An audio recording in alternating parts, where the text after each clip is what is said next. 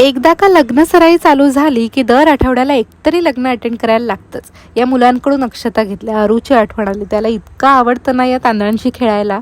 माझ्या माणसांना शोधलं आणि तिथेच एक खुर्ची पकडली. शेजारी बसलेल्या ताईंचं पण यूट्यूब चॅनल आहे. त्याहीपेक्षा भारी आहे त्यांच्या हातची कला. इतकं काही सुंदर त्यांनी शिवलेलं ना. प्रणव आणि सुकन्या यांच्या शुभविवाहासाठी सगळे जमलेले. वाजत गाजत मस्त वराची एंट्री झाली. लग्न पण छान पार पडलं. आम्ही लगोलग आहेराच्या रांगेत लागलो. नवदाम्पत्याला शुभेच्छा देऊन मी गेले आईकडे. तिथून अरूला घेतला आणि घरी आले. आज होता मार्गशीर्षातला 3रा गुरुवार. कसं काय माहितीये, पण योगायोग असा होतो की दरवर्षी मार्गशीर्षातच मी ही साडी नेसायला काढते. एरवी कधी तिच्याकडे लक्ष जात नाही माझं. या साडीवरचे व्हिडिओ पण व्हायरल जातात. आता हा जातोय की नाही आपण चेक करू.